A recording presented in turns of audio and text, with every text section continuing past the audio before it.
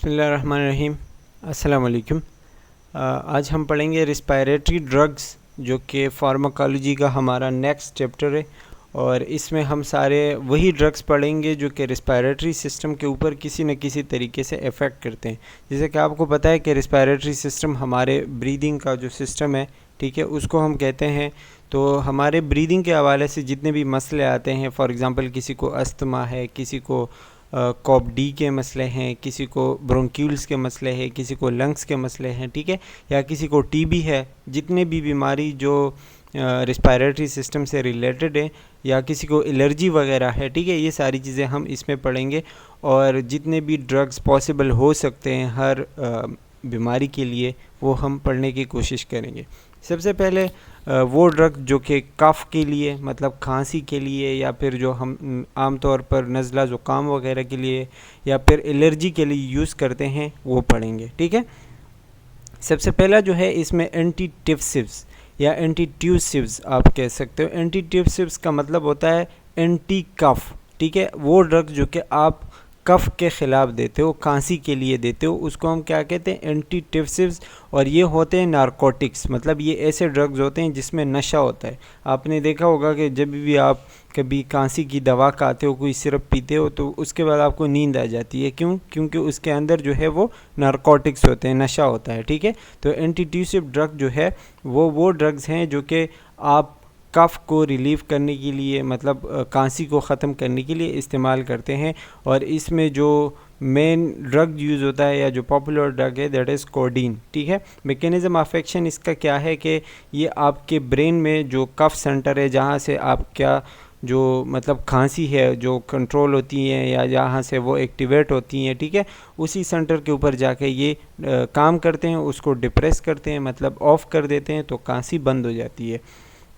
इसका अगर आप साइड इफ़ेक्ट्स देख लें तो रिस्पायरेटरी डिप्रेशन हो सकता है, मतलब सांस लेने में थोड़ा बहुत मसला हो सकता है, कंस्टिपेशन हो सकता है, सेडेशन मतलब ये कि आपको ऐसा लग रहा होगा जैसे आपने कोई नशा किया है, आपको नींद वगैरह ज़्यादा आएगी, ठीक है। डिजीनेस, चक्कर वगैरह आ सकते हैं, हाइपोटेंशन हो सकती है, या ब्रेडिकार्डिया, मतलब ये कि स्लो हार्ट बीट हो सकता है। और GIT जो है, जो हमारा जो गैस्ट्रोइंटेस्टाइनल ट्रैक है, वो उसमें कोई मसले आ सकते हैं, मतलब डायरिया, कंस्टिपेशन वगैरह हो सकता है। कॉन्ट्राइंडिकेशन क्या है, मतलब किस में नहीं दे सकते, तो उन लोगों में नहीं दे सकते जिसको कॉप डी की बीमारी, कॉप डी मतलब कोरोनरी ऑब्स्ट्रक्टिव पल्मोनरी डिजीज़, ठीक है। और इनमें नहीं दे सकते, ये हम आगे पढ़ेंगे कि ये क्या चीज़ है। और ड्रग एडिक्ट्स, वो लोग जो कि ऑलरेडी ड्रग एडिक्ट है, जो नशेई लोग हैं, ठीक है, उनमें आप ये नहीं दे सकते। अच्छा, एंटीट्यूसिव जो है नॉन नारकोटिक भी इसमें होते हैं, मतलब ऐसे भी ड्रग्स होते हैं जो कि नशा नहीं प्रोड्यूस करते। वो क्या करते हैं कि आपके जस्ट खांसी को रोकते हैं। कैसे कि खांसी वाले जो रिसेप्टर है, या जो स्ट्रेच रिसेप्टर है हमारे रिस्पायरेटरी ट्रैक में, जिसकी वजह से जो है वो हमें खांसी होती है, तो उसी के ऊपर जाके बस उसको रोक देते हैं। जब वो रोकते हैं, स्टिमुलेट नहीं होते, तो आपको खांसी नहीं होती, ठीक है। तो एंटीट्यूसिव में दो किस्म के ड्रग आपको देखने को मिलेंगे, एक होंगे नारकोटिक्स और एक होंगे नॉन नारकोटिक्स, ठीक है। नारकोटिक जो है उसमें सेडेशन वगैरह होगी, नशा होगा, और नॉन नारकोटिक में वो चीज़ें नहीं होंगी, बस जस्ट वो कफ़ को ख़त्म करेगी, ठीक है। इसके अलावा जो ड्रग्स है इसमें नॉन नारकोटिक, वो आपको बताया गया था बेंजोनेटेट, ठीक है, टेस्लॉन के नाम से आता है। इसके साइड इफ़ेक्ट वही nausea, vomiting, hyper sensitivity reaction वगैरह हो सकता है। इसका अगर नर्सिंग केयर की बात करें तो because cough is a protective mechanism and antitussive very cautiously, ठीक है, only when cough interfere a lot of with ADLs, ठीक है। मतलब ये जो ड्रग है, ठीक है, ये आप ज़रूरी नहीं है कि हमेशा आप किसी को थोड़ी बहुत भी खांसी है और आपने उसको दे दी, ज़रूरी नहीं होता। कफ जो है हमारे बॉडी का एक प्रोटेक्टिव मैकेनिज़्म है, मतलब बॉडी का एक डिफेंसिव मैकेनिज़्म है, ठीक है। और ये ऐसा नहीं होता कि ये एक ख़राब चीज़ है। कफ़िंग जो है बॉडी की तरफ से एक रिस्पांस होता है, एक अच्छी चीज़ है किसी भी चीज़ को बाहर निकालने के लिए, ख़त्म करने के लिए। लेकिन अगर उस कफ़ की वजह से ADL एक्टिविटी, डेली एक्टिविटीज़ जितने भी होते हैं, ठीक है, डेली लाइफ के जितने भी एक्टिविटीज़ होते हैं, अगर वो डिस्टर्ब होते हैं तो फिर आप ये एंटीट्यूसिव ड्रग्स देते हो। अगर कफ़ की वजह से आपकी एक्टिविटीज़ नहीं डिस्टर्ब होते हैं, आपको कोई मसला नहीं है, तो फिर ये एंटीट्यूसिव वगैरह लेने की ज़रूरत नहीं है, ठीक है। इसके अलावा avoid alcohol and other CNS depressants with these medication. अगर आप ये यूज़ करते हो तो आपने इसके साथ अल्कोहल या फिर कोई ऐसे मेडिसिन नहीं यूज़ करने या कोई और चीज़ नहीं यूज़ करनी जिसकी वजह से आपका सेंट्रल नर्वस सिस्टम जो है वो डिप्रेस हो सकता है। Respiratory assessment before and after medication. Respiratory assessment आपने करनी है कि जब आप ड्रग दे रहे हो उससे पहले और ड्रग के बाद, ठीक है। Explain the patient that sedation is common side effect. और पेशेंट को आपने ये बताना है कि मतलब इसकी वजह से आपको नींद आ सकती है, आपको जो है चक्कर वगैरह आ सकता है, तो इस दौरान आपने कोई भी ड्राइविंग या कोई भी ऐसा काम नहीं करना जिसमें आपको अलर्ट रहना पड़े। इसके अलावा कोडीन जो नारकोटिक ड्रग है, ठीक है, एंटीट्यूसिव में, आपने उसको मिल्क या फूड के साथ लेना होता है ताकि GI में कोई मसला ना करे। और इसमें जो है आपने ओवर द काउंटर नहीं यूज़ करने ये ड्रग। ओवर द काउंटर मतलब ये कि ख़ुद से जाके नहीं लेना किसी भी स्टोर से, विदाउट प्रिस्क्रिप्शन आपने नहीं लेना जब तक आपने डॉक्टर को नहीं दिखाया हो, ठीक है, तो आपने ख़ुद से नहीं लेना। अच्छा जी, नेक्स्ट क्लास ऑफ ड्रग इसमें है एंटी हिस्टामिन। एंटी हिस्टामिन अगर मैं आपको बताऊं तो ये एंटी एलर्जिक ड्रग्स आप इसको कह सकते हो। हिस्टामिन का मतलब वो होता है कि जब आपको एलर्जी होती है तो आपके बॉडी के अंदर हिस्टामिन रिलीज़ होता है, ठीक है, ये वाला। एंटी को आप फ़िलहाल हटा लो। जब आपको एलर्जी होती है तो आपके बॉडी में ये वाली चीज़ रिलीज़ होती है, हिस्टामिन, ठीक है। तो फिर उस एलर्जी को कम करने के लिए हम एंटी हिस्टामिन देते हैं, मतलब हिस्टामिन के लेवल को कम करने के लिए हम क्या देंगे, एंटी हिस्टामिन देंगे। तो ये जो है फर्स्ट जनरेशन, इसमें आते हैं H1 रिसेप्टर, मतलब हिस्टामिन 1 के जो रिसेप्टर होते हैं उसके ख़िलाफ़ देते हैं, और उसमें जो है ये चक्कर वगैरह या ये नशा वगैरह ज़्यादा होता है, ठीक है। इसके एग्ज़ाम्पल आपको दिए गए हैं बेनाड्राइल, फिनारगान, और इस तरीके से ये जो है फर्स्ट जनरेशन है।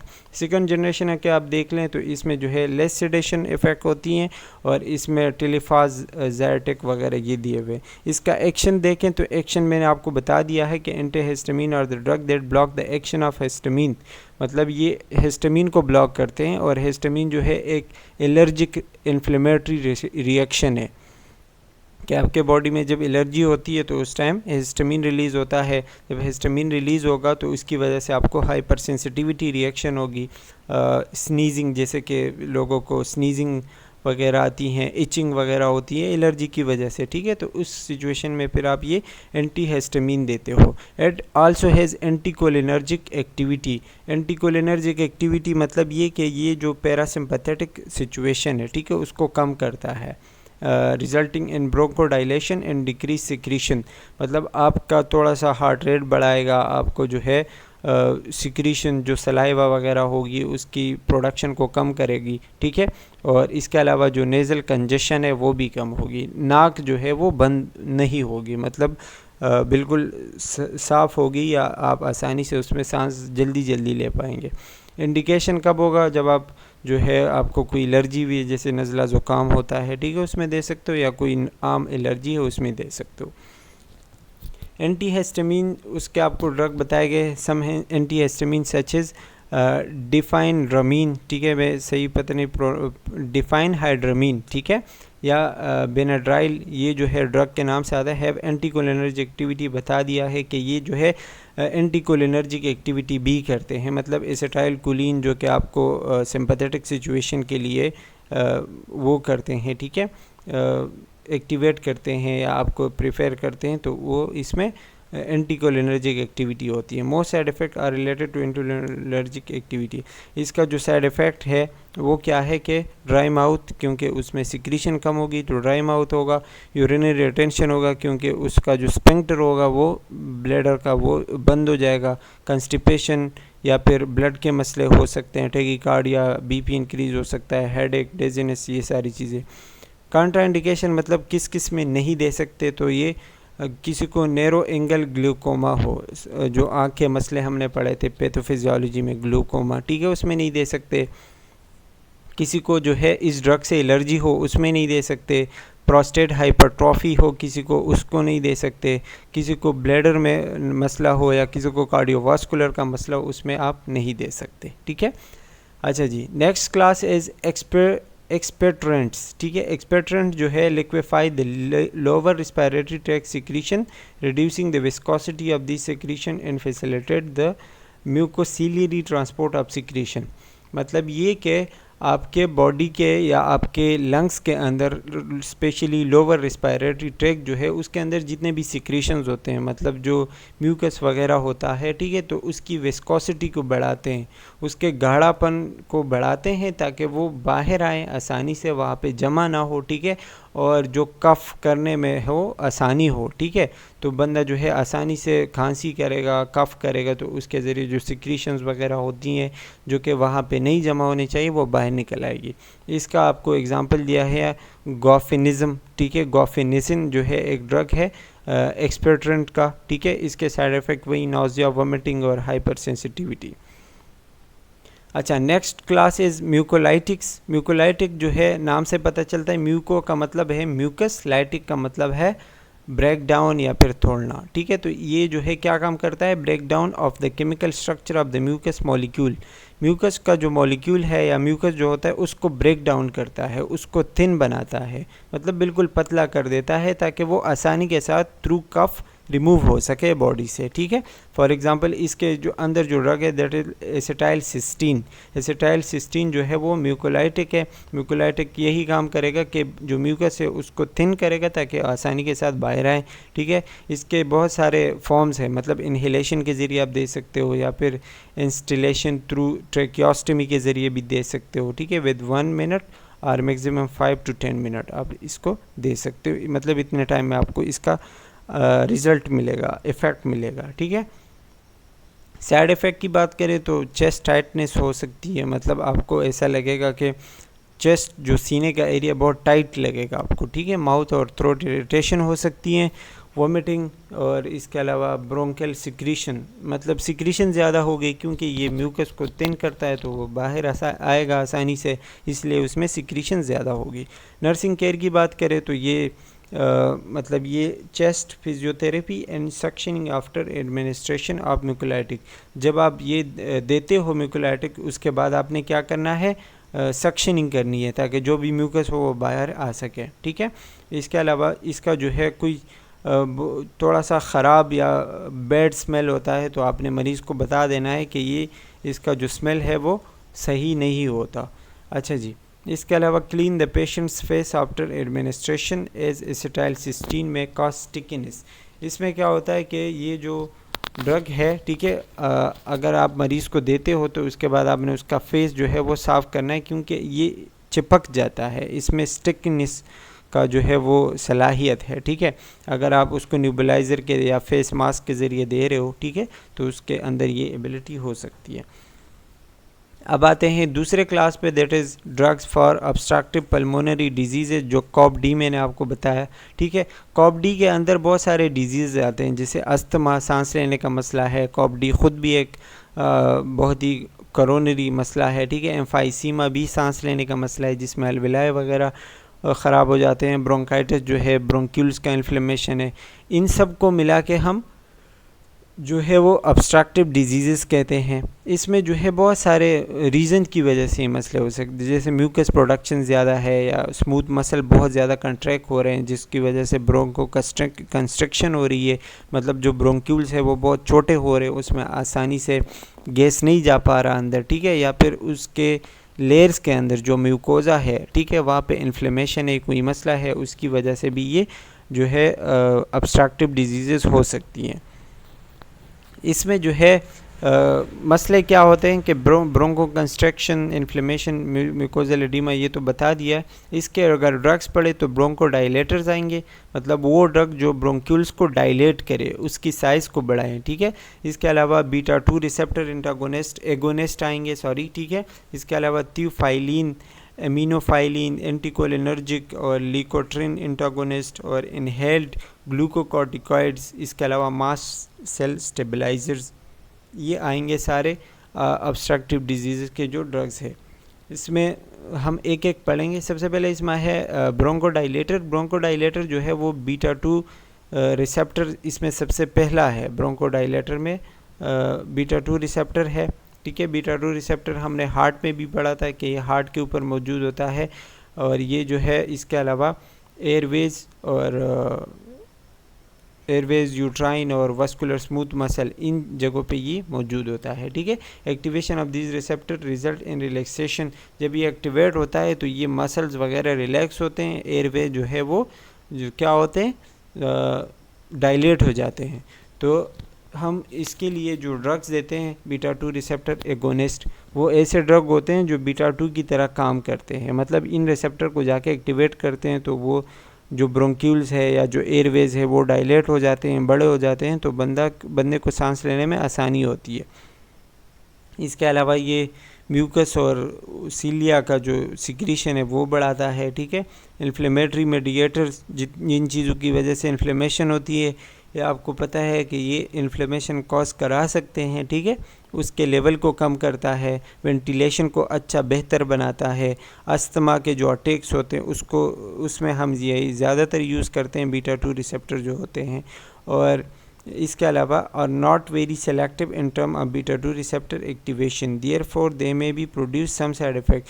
मतलब ये कि इसके कुछ साइड इफ़ेक्ट भी हो सकते हैं, जैसे कि पिल्पिटेशन हो सकता है अगर आप जो है ये हार्ट के ऊपर जाके अटैक करें, अगर इसकी वजह से बीटा 1 रिसेप्टर पे जाके स्टिमुलेट हो जाए, ठीक है, बीटा 1 रिसेप्टर, तो पिल्पिटेशन हो सकती है इसकी वजह से।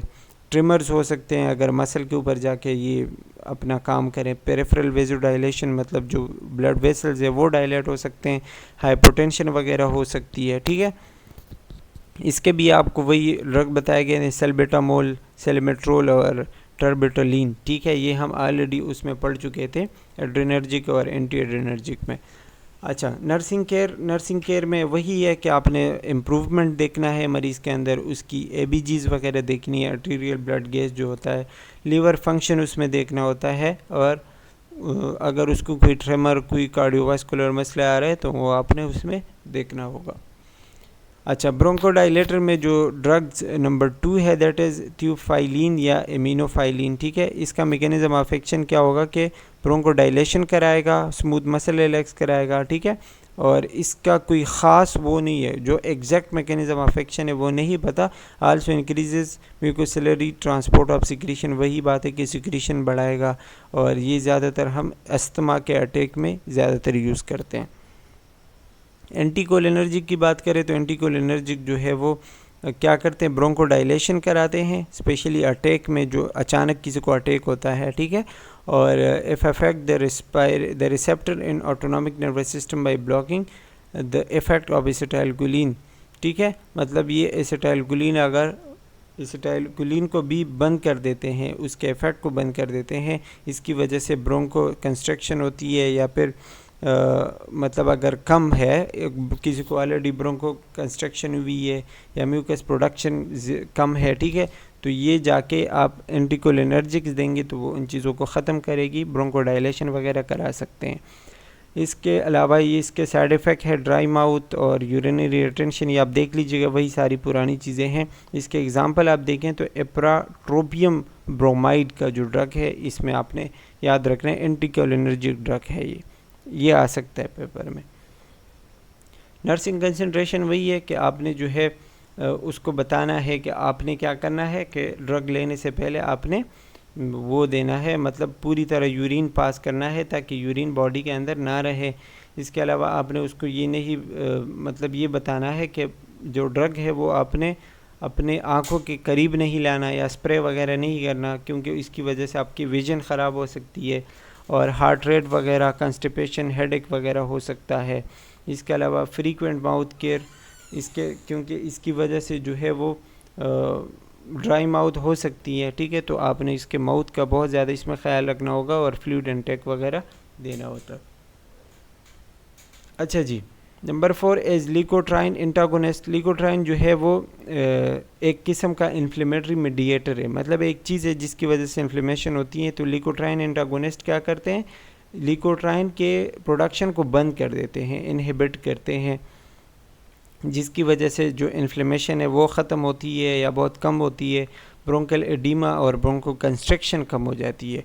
ये जो है मतलब मॉडरेट अस्थमा जो होता है जिसमें थोड़ा बहुत मसला होता है, ठीक है, या जो स्टेरॉयड वगैरह होते हैं उसमें आप दे सकते हो। इसके भी आपको ड्रग बताए हैं मोंटिलोकास्ट, ठीक है, और ज़ेफरलोकास्ट। इसके भी वही हाइपर सेंसिटिविटी और जीआई डिस्टर्बेंस साइड इफ़ेक्ट्स हो सकते हैं। नर्सिंग कंसिडरेशन में यही है कि should be administer 1 hour before और 2 आवर आफ्टर मील, मतलब खाने से 1 घंटा पहले या खाने से 2 घंटे बाद देना है आपने, ताकि अच्छे से एब्जॉर्ब हो, क्योंकि खाने के साथ ये सही एब्जॉर्ब नहीं होता। इसके अलावा मोनीटर पीटी एंड INR, ये जो है प्रोथ्रोम्बिन टाइम होता है। अगर आप ये वाले ड्रग वारफरीन के साथ देते हो, ठीक है, जो ब्लड रिलेटेड ड्रग है, ठीक है, तो फिर आपने उसमें प्रोथ्रोम्बिन टाइम देखना होगा, मतलब वो टाइम देखना होगा जिसमें कितने टाइम में जो है ब्लड क्लॉट होता है, ठीक है। Monitor LFT liver function test जो है वो आपने देखना होगा कि लीवर सही से फंक्शन कर रहा है या नहीं। अगर आप इसको 1 मंथ से ज़्यादा यूज़ करते हो फिर आपने LFT भी करना होता है। अच्छा, नंबर 5 पे है ग्लूकोकॉर्टिकॉइड। ग्लूकोकॉर्टिकॉइड जो है ये भी एंटी इन्फ्लेमेटरी इफ़ेक्ट होता है, मतलब ये कि एंटी इन्फ्लेमेटरी ड्रग है। अगर रिस्पायरेटरी सिस्टम में कोई इन्फ्लेमेशन है उसके लिए आप यूज़ कर सकते हो, ठीक है। एडिमा वगैरह यूज़ करता है, ये कम करता है, रिड्यूस करता है। और इसके अलावा ये बहुत ज़्यादा तेज़ ड्रग नहीं है, मतलब ज़्यादा तेज़ काम नहीं करता, स्लो काम करता है। इसका जो एडमिनिस्ट्रेशन है, ठीक है, वो इन्हेलर के ज़रिए आप देते हो, ठीक है, मतलब जो इन्हेलर होता है, ठीक है, या फिर पर ओरल देते हो, IV के ज़रिए भी दे सकते हो। साइड इफ़ेक्ट इसके वही है कि एब्डोमिनल स्ट्रेस हो सकता है, मतलब पेट में कोई मसला हो सकता है, एनोरेक्सिया, खाना खाने में मसला हो सकता है, इम्यून सिस्टम इसकी वजह से सप्रेस हो सकता है, ओरल फंगल इन्फेक्शन हो सकता है, ठीक है, या हाइपरग्लाइसीमिया हो सकता है कि ग्लूकोज का लेवल बॉडी में बढ़ सकता है। इसकी अगर नर्सिंग कंसंट्रेशन की बात करें तो वही है कि पेशेंट को आपने इन्हेलर का सही यूज़ बताना है, उसको बताना है कि आपने जो है जितना डोज़ आपको डॉक्टर ने बताया उतना ही आपने जो है वो लेना है, ख़ुद से आपने कम ज़्यादा नहीं करना। इसके बाद जब आप इन्हेलर यूज़ करते हो उसके बाद आपने अपना ओरल हाइजीन करना है, मुंह साफ़ करना है, टूथब्रश वगैरह आपने यूज़ करना है, ठीक है। कोई इन्फेक्शन वगैरह हुआ है, कोई फंगल इन्फेक्शन है या कोई और है तो आपने उसको बता देना है, अवेयर करना है, ठीक है। इसके अलावा ब्लड ग्लूकोज लेवल और ये सारी चीज़ें देखनी है। अगर आप उसको ड्रग IV या फिर ओरली देते हो, ठीक है, तो उसकी वजह से ग्लूकोज लेवल बढ़ सकता है, तो वो आपने चेक करना होता है। इसके अलावा मास्ट सेल स्टेबलाइज़र है। मास्ट सेल जो है आपने पढ़े होंगे कि ये भी इन्फ्लेमेशन के वक्त बॉडी में जो है वो रिलीज़ होते हैं, तो ये भी मास्ट सेल स्टेबलाइज़र जो है ये भी ऐसे ड्रग्स हैं जो कि इन्फ्लेमेटरी ड्रग्स है, एंटी इन्फ्लेमेटरी ड्रग है और मास्ट सेल को स्टेबलाइज़ करते हैं, मतलब उसको अपनी एक नॉर्मल रेंज में लेके आने की कोशिश करते हैं, ठीक है। इसकी वजह से जो हिस्टामिन रिलीज़ होता है, मतलब जिस चीज़ की वजह से रिएक्शन होता है, ठीक है, उसको भी ये इनहिबिट करता है, कम करता है। लिकोट्रीन और जितने भी इन्फ्लेमेटरी चीज़ें थी जिसकी वजह से इन्फ्लेमेशन होती है वो आप मतलब उनमें आप ये दे सकते हो मास्ट सेल स्टेबलाइज़र्स, ठीक है। इसके अलावा ये जो है क्रोनिक अस्थमा में भी आप यूज़ कर सकते हो, लेकिन ये जो है एक्यूट अटैक में नहीं दे सकते, मतलब किसी को क्रोनिक अस्थमा है या फिर किसी को एक्यूट अस्थमा है तो एक्यूट अस्थमा में आप मास्ट सेल स्टेबलाइज़र नहीं दे सकते बल्कि क्रोनिक में दे सकते हैं। मैकेनिज़्म ऑफ एक्शन इसका वही है कि ये जो है ब्रोंको कंस्ट्रक्शन और इन्फ्लेमेटरी जो सब्सटेंसेस होते हैं, जिन चीज़ों की वजह से आपके ब्रोंक्यूल्स कंट्रैक्ट होते हैं, इन्फ्लेमेशन पैदा होती हैं, तो ये जाके उनका सामना करते हैं, ठीक है। और इसके अलावा इन्हेलेशन के ज़रिए आप इसको दे सकते हो। एक एग्ज़ाम्पल जो है क्रोमोलिन और एंटाल के नाम से जो ड्रग आते हैं, ठीक है, इसमें वही है। साइड इफ़ेक्ट्स इसके वही है कि बर्निंग सेंसेशन, जलन वगैरह महसूस होती हैं आपके नोज़ में, आपके थ्रोट में, इरिटेशन, मतलब आपको अच्छा नहीं फील होता है ना, इरिटेट होता है बंदा, नेज़ल कंजेशन, नाक भी बंद हो सकती है। अच्छा, ये आपको वही सारा थोड़ा सा समरी बताया गया है कि क्या क्या चीज़ें हमने अभी तक पढ़ी। एंटीहिस्टामिन पढ़ी, उसका काम बताया गया है। एक्सपेक्ट्रेंट्स पढ़े, उसका भी बताया गया, म्यूकोलाइटिक बीटा 2 और थियोफाइलिन, ठीक है, ये सारे बताए गए हैं। तो ये अब आपको 1 लाइन में बताया गया है, तो ये आप देख सकते हैं। अब आते हैं एंटी ट्यूबरक्लोसिस, मतलब टीबी के लिए हम जो ड्रग यूज़ करते हैं वो पढ़ेंगे, ठीक है। जल्दी जल्दी पढ़ेंगे, इसमें इतना कुछ नहीं है। ट्यूबरक्लोसिस को हम शॉर्ट में कहते हैं टीबी। ये जो है माइकोबैक्टीरियम ट्यूबरक्लोसिस की वजह से होता है, एक बैक्टीरिया है, ठीक है। और ये जो है आ सकता है पेपर में, ये इम्पॉर्टेंट है, ठीक है।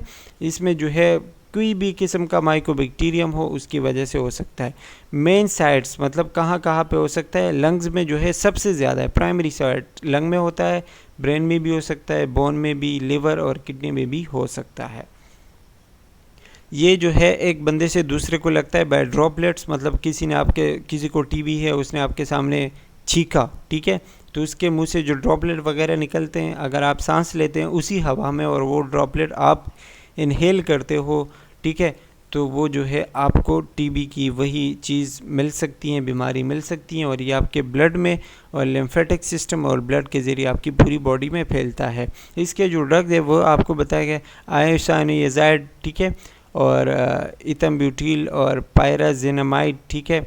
इसके अलावा रिफाम्पिन और स्ट्रेप्टोमाइसिन, ये वाले जो ड्रग्स है ये एंटी ट्यूबरक्लोसिस या एंटी टीबी ड्रग्स है।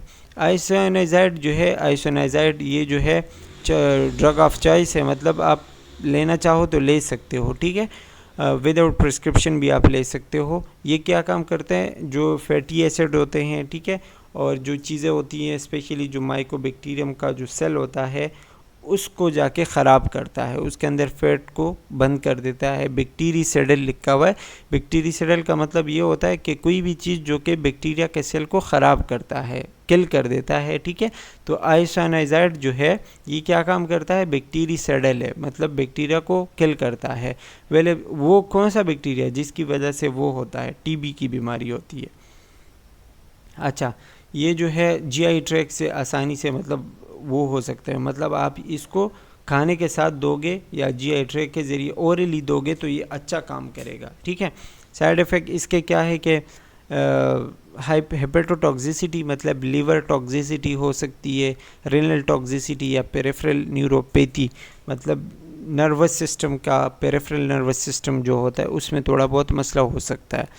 नर्सिंग इंटरवेंशन की बात करें तो ये जो है पायरोडॉक्सिन विटामिन B6 जो है वो आप इसके साथ दोगे ताकि ये जो न्यूरोपैथी का मसला था नर्वस सिस्टम का वो ना हो, ठीक है।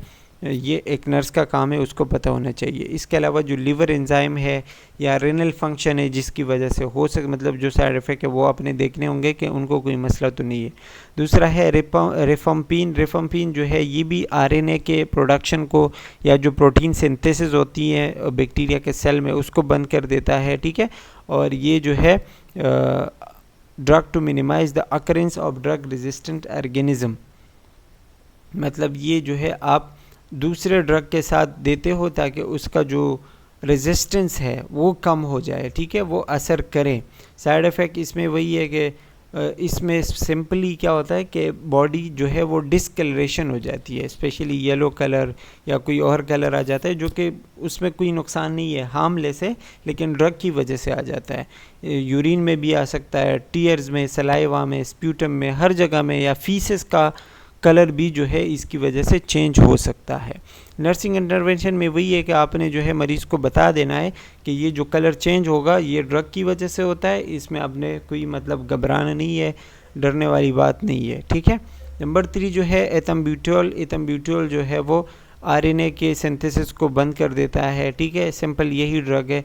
मतलब ये जो एंटी ट्यूबरक्लोसिस जितने भी ड्रग है ये सारे क्या करते हैं, आरएनए और बैक्टीरिया के जितने भी सेल्स है जिसकी वजह से टीबी होता है उसको जो है जाके ख़राब करते हैं। इसका एडवर्स इफ़ेक्ट जो है वो ऑप्टिक न्यूराइटिस है, मतलब ये जो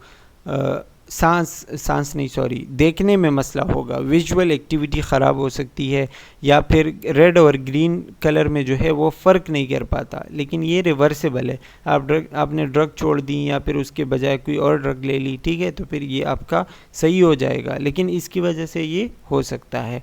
इसके जो नर्सिंग इंटरवेंशन है तो आपने वही बताना है, मरीज़ को देखना है कि कहीं वो कलर में फ़र्क कर पा रहा है या नहीं, कि उसका मतलब ड्रग का साइड इफ़ेक्ट तो नहीं आ रहा, ठीक है। अगर है तो फिर आपने उसको बता देना है कि ये रिवर्सेबल है, मतलब ये सही हो जाएगा, आपने परेशान नहीं होना, ठीक है। और जो भी चीज़ें उसको चाहिए आपने इजी रीच में रखनी है, मतलब ताकि जैसे किसी को इसका असर हो गया और उसका विज़न ख़राब हो गया तो ज़ाहिरी बात है अगर विज़न ख़राब है तो वो गिर सकता है, उसको चोट लग सकती है, तो आपने उसको सहूलियात देनी है ताकि उसको इंजरी वगैरह ना लगे, ठीक है। Number 4 is pyrazinamide. पायराजिनामाइड ये भी बैक्टीरियासाइडल है, ठीक है, मतलब बैक्टीरिया को जो है कम करेगा। माइकोबैक्टीरिया जो बैक्टीरिया था उसके ग्रोविंग को रोकता है, उसके लेवल को बढ़ने से रोकता है, ठीक है, लेकिन इसका मैकेनिज्म ऑफ एक्शन अभी पता नहीं है। इसका जो साइड इफ़ेक्ट है वही है nausea, vomiting, excess uric acid level बढ़ जाता है, मेन इंपॉर्टेंट पॉइंट है ये। Drug compete with uric acid for elimination, ठीक है। अच्छा, इसमें जो है नर्सिंग इंटरवेंशन में आपने LFT देखना होगा, लेवर फंक्शन देखना होगा, यूरिक एसिड वगैरह देखना होगा, और ये जो है एंटीमेमेटिक देते हो, मतलब ये जो है आप इसके बजाय कोई और भी ड्रग इसमें दे सकते हो। स्ट्रेप्टोमाइसिन भी है, इम्यूनोग्लाइकोसाइड, मतलब ये भी वो एक अमाइनो एसिड या फिर इस तरीके का कुछ है जो कि बैक्टीरिया के सेल को ख़राब करता है, ठीक है। और इसमें भी जो है वही नेफ्रोटॉक्सिसिटी, ऑटोटॉक्सिसिटी, मतलब जो CN8 जो क्रेनियल नर्व 8 है, ठीक है, उसको डैमेज कर सकता है। लिवर का मसला, लिवर का नहीं सॉरी किडनी का मसला या फिर कानों का भी मसला हो सकता है इसमें। और इसमें आपने ऑडिटरी फंक्शन के टेस्ट करवाने होंगे। मॉनिटर स्ट्रेक्ट इनटेक एंड आउटपुट, जो भी मतलब ड्रग का इनटेक और आउटपुट है वो आपने देखना होगा। बर्न इन क्रिएटिनिन, ये जो है बॉडी के अंदर एक कचरा होता है, ठीक है, कि वो कितना बाहर निकल रहा होता है। And that's all about respiratory drugs. I hope कि क्लियर हो चुका होगा, समझ आ गया होगा। Thank you for watching, take care, bye bye.